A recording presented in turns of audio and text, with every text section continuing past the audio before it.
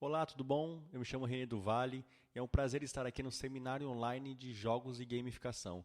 Quero agradecer ao Jorge pelo convite para palestrar e falar um pouquinho da minha experiência com grandes jogos na recreação e poder passar para você um pouquinho desse conhecimento do conceito do que são grandes jogos e como você aplicar da melhor forma possível, entendendo o que é um grande jogo na sua prática no dia a dia. Para começar, a gente tem que caracterizar o que são grandes jogos. Eu vou trazer para você três autores, três visões de como eles enxergam os grandes jogos. Mas antes de trazer esses autores, existem os pequenos jogos, os médios jogos e os grandes jogos, assim como existem os jogos de tabuleiro, os jogos digitais. Existem também essa nomenclatura, essa divisão de grandes e pequenos jogos dentro desse universo. E os grandes jogos, basicamente, segundo Cavallari e Zacarias, 2005, eles definem grandes jogos como jogos com regras rígidas, com grande número de pessoas, onde um mediador, o professor ou o recreador, ele faz o papel de árbitro do jogo, onde ele comanda o jogo, ele dita o que está e não está dentro das regras daquele jogo, se alguma atitude que acontecer fere as regras ou não. Então ele arbitra o jogo e não participa efetivamente da ação do jogo, do grande jogo. Já Guerra, em 98, classifica os grandes jogos como jogos que duram de 10 a 20 minutos, com grande número de pessoas e regras muito bem estabelecidas, muito claras, postas antes do início do jogo, com que todos os participantes tenham conhecimento e entendimento das regras. Silva e Gonçalves 2010 traz um outro ponto dos grandes jogos. Eles dizem que os grandes jogos têm grandes movimentações, há muita movimentação para o grande jogo acontecer. É uma regra pré-estabelecida dentro do conceito deles. Também são jogos que têm regras pré-estabelecidas, que exigem muitas pessoas participando. E assim como Guerra 98, Rosado em 2009, ele classifica o grande jogo como que a faixa etária ideal para o grande jogo são faixas etárias mais elevadas, a partir do quinto ano, ali, 11, 12 anos, grupo adolescente até grupo adulto e terceira idade. Realmente, os grandes jogos podem ser trabalhados com todas as faixas etárias a partir dos 7 anos, mas dependendo da complexidade das regras, crianças de 6, 7, 8 anos talvez não consigam jogar tão bem ou se divertir tanto jogando. Com as faixas etárias mais elevadas, ali no começo da adolescência, na adolescência e vida adulta, a depender de como é aplicado esse grande jogo, eles tendem a vivenciar da melhor forma a prática recreativa com o grande jogo. Assim como você deve ter assistido alguma outra palestra aqui no seminário que falou sobre jogo, sobre game, sobre play, definir jogo é bem complicado. O Henrique, ele fala que todo mundo sabe o que é jogo, percebe a presença do jogo, mas poucas pessoas ou quase ninguém consegue definir realmente o que é um jogo. Então, agora eu passo uma reflexão para você. O que é um jogo para você? Seja um pequeno jogo, um jogo de tabuleiro, um grande jogo, um médio jogo, um jogo digital, um jogo online, um jogo de videogame. Então, a gente tem que tomar muito cuidado quando a gente classifica o que é um jogo. Jogos basicamente são momentos de prazer, né, de lazer que nós temos, com algumas regras pré-estabelecidas, algumas fixas, outras mais maleáveis. Mas o jogo, dependendo da onde você está falando, da onde está indo procurar pesquisar, se é na escola francesa, se é na escola americana, tem definições dentro de cada língua e a utilização da palavra jogo difere bastante. Eu aconselho você a assistir e ouvir a palestra do Victor Caires, que ele fala bastante sobre isso, sobre a aplicação do jogo diferente, da palavra jogo em diferentes contextos culturais em diferentes países. Está muito bacana. Agora eu vou falar para você algumas dicas de jogos, grandes jogos que você pode realizar e basicamente como aplicá-las. E os grandes jogos, eles podem ser competitivos e ao mesmo tempo colaborativos ou semi-cooperativos. Por que semi-cooperativos? Cooperativo porque dentro da própria equipe tem que haver uma cooperação para atingir um resultado efetivo, atingir o êxito daquele jogo, né, da proposta, marcar o ponto, fazer o gol, chegar mais rápido, enfim. E competitivo porque os grandes jogos normalmente são divididos em equipes. Poucos grandes jogos são uma única equipe, todos trabalhando juntos para chegar a um consenso, para chegar no resultado final todos juntos. Mas os grandes jogos normalmente são jogos pré-cooperativos, onde tem duas equipes e dentro de cada equipe há a cooperação e entre as equipes há a disputa para ver quem vence, quem marca mais pontos, quem se sai melhor. Não que essa deve ser o foco principal do jogo, muito pelo contrário, o foco principal devemos sempre salientar que o grande jogo ele deve frisar a cooperação, a formulação de estratégias para chegar a um resultado final, e não em si a vitória, tá bom? E sim o melhor que cada uma equipe pode dar. Então, quanto aplicadores, árbitros, recreadores, monitores dessa atividades, né, facilitadores do brincar, do recriar, a gente tem que pensar nisso. Que quando eu proponho uma atividade, um grande jogo, eu não penso que é uma equipe, um jogo competitivo, que uma equipe tem que brigar contra outra, de uma disputa. Também, isso vai ser aflorado, isso vai aparecer, mas não tem que partir de nós essa competitividade. Tem que partir de nós, quanto facilitadores, a partir de cooperação. A responsabilidade de cada um tem dentro da sua própria equipe com o resultado final do jogo. Essa deve ser sempre a reflexão. Tá bom? Mesmo que intrinsecamente não sendo posto isso para fora, exposto isso, tem que partir essa reflexão do grupo de alguma forma trabalhar isso. Agora eu vou dar algumas dicas de jogos para vocês que na minha prática, na minha vivência de mais de 10 anos trabalhando com recreação, são jogos que sempre dão muito, muito certo. Às vezes não dão, posso falar que 98% das vezes esses jogos deram muito certo, foram muito efetivos, exitosos. O primeiro deles é o Pique Bandeira. Alguns conhecem pelo Brasil como Rouba Bandeira, mas basicamente são duas equipes que têm que tentar pegar a bandeira da outra equipe do outro lado do campo. São duas equipes no campo de futebol. Imagine que tem duas equipes no campo de futebol ali. E a grande área dessas equipes é onde ficam as suas bandeiras.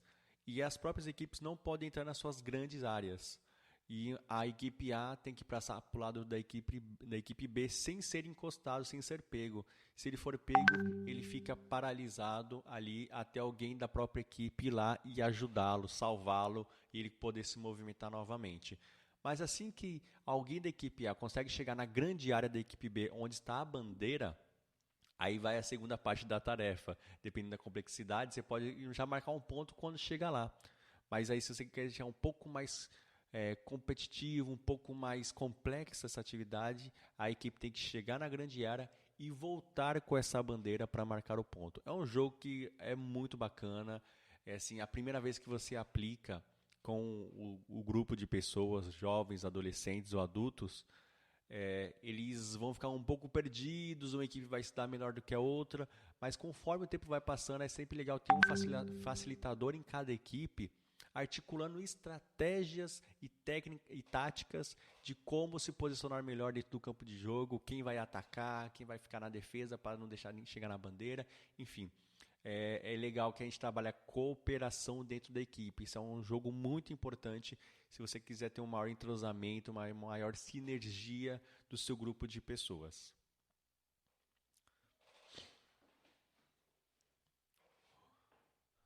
Um segundo jogo que eu quero trazer para vocês é o Base 4. É um jogo pré-desportivo do beisebol. Aquele jogo que joga a bolinha, o jogo norte-americano, estadunidense e canadense, que você joga uma bola, a pessoa tem que rebater com o taco. Nesse jogo, o Base 4 é um pré-desportivo, é uma iniciação ao beisebol. Basicamente, tem uma equipe no campo de defesa que tem que segurar a bola e tem uma equipe no campo de ataque, que é a equipe que vai chutar uma bola. O legal dessa brincadeira é fazer com uma bola de futebol um pouquinho mais leve, onde as pessoas não têm que arremessar, e sim chutar a bola para o campo da equipe que está defendendo. Então ficam todos da equipe A chutando a bola, um de cada vez, vai chutar uma bola, e a equipe B vai estar distribuída no campo, certo? Quando chutar a bola, se eles agarrarem a bola no ar, a pessoa que chutou já está eliminada daquela rodada, certo? Se caso a pessoa chutar a bola e a outra equipe não conseguir agarrar no ar, ele tem que correr para a primeira base. Se conseguir, corre para a segunda base. São 4 bases. Ao chegar na quarta base, você marca a pontuação, marca um ponto para a sua equipe. Ou seja, eu chutei a bola, eu corro para a primeira base, se eu conseguir, eu vou para a segunda base, mas posso aguardar na primeira base. Feito isso, cheguei na primeira base, a equipe de defesa tem que pegar essa bola, não basta somente pegar a bola. Se eu não agarrar no ar, a equipe de defesa tem que pegar a bola e jogar dentro de um balde, de algum recipiente, que seria a parte neutra. Jogou ali, a outra pessoa tem que parar.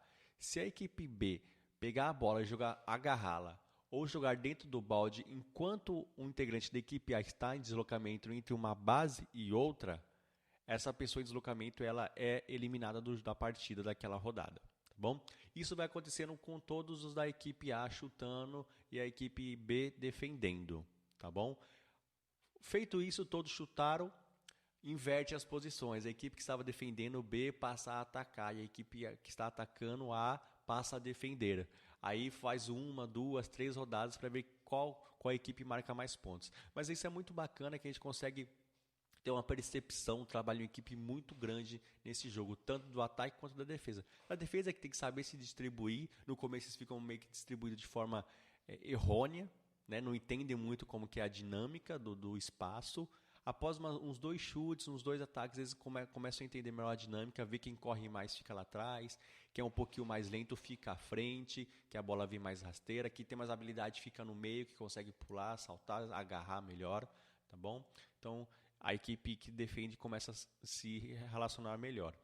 E a equipe A que está atacando começa a pensar para onde deve se chutar, entendendo a característica de cada pessoa posicionada no campo de defesa, eles começam a chutar a bola para onde é melhor. Aqui aquela pessoa ali, eu não chuto tão bem a bola, não sei chutar uma bola, eu chuto mais rasteiro, então eu vou chutar mais aqui na frente, nessa pessoa que é um pouco mais lenta. Eu sei chutar forte, então eu vou chutar o mais longe possível, que dá tempo para me correr em todas as bases, tá bom?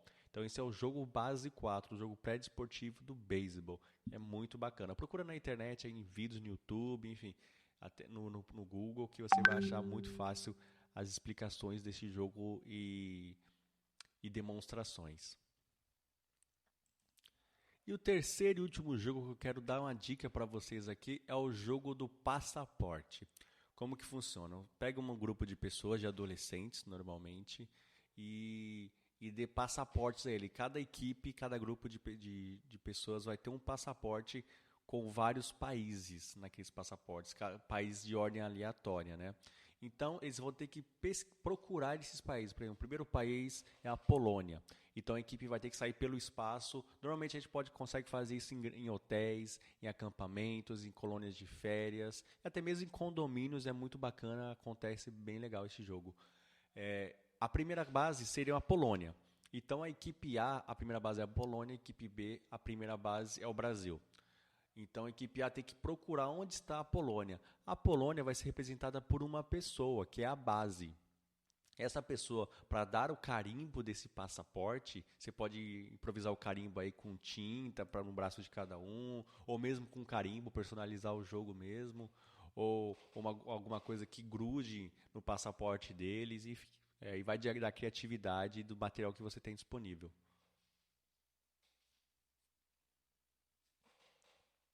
Pois bem, esse passaporte como funciona? Ele vai chegar na base A equipe, vai chegar na primeira base, seja a Polônia ou Brasil, e para conseguir o passaporte, o carimbo do passaporte, a equipe tem que realizar uma tarefa que a base daquela equipe, que é a base daquele país, a pessoa que está representando aquele país vai passar para ela, que já foi pré-estipulada. Todos que passarem vão realizar a mesma tarefa. Então, dá um desafio, uma tarefa para ser realizada, que seja cumprida ali mesmo ou próximo ali, tá? Uma atividade normalmente tem que ser engraçada, que todos vão se divertir fazendo, tá bom? E, feito isso, vai para a segunda base. Aí da Polônia ele vai para a Ucrânia.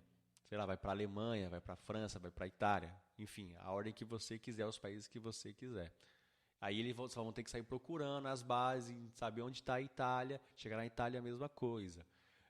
Fazer um desafio para ganhar o passaporte. Vence a primeira equipe que conseguir todos os carimbos dos seus passaportes.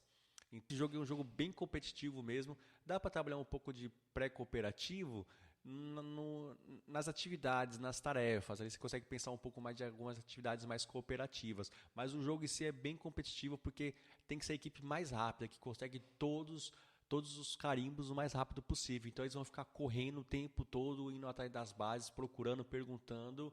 Vai chegar um momento que eles vão decorar quais são as bases que eles já passaram e que não eram as certas e vão rapidinho. Então é um jogo bem legal, bem divertido, bem gostoso. É um jogo para ser realizado apenas uma vez, tá? É o tipo de jogo que não cabe fazer muitas rodadas porque fica mais do mesmo, né? Já sabe onde estão as bases, enfim. É um jogo para ser executado uma única vez, venceu, parte pro próximo jogo, sem dar muitas glórias para quem venceu, e também não falar que quem perdeu. Assim, é um jogo mais para divertimento. Que no hotel a gente usa muito à tarde, após o almoço, eles são um pouco mais preguiçosos, acabaram de comer, então acabaram de comer, eu tenho algumas horas que comer, então o sol está muito forte, ou está muito friozinho até aquela tarde, então é um jogo que dá uma movimentação bacana aí, uma vida para os adolescentes, para os jovens e para os adultos no hotel, tá bom?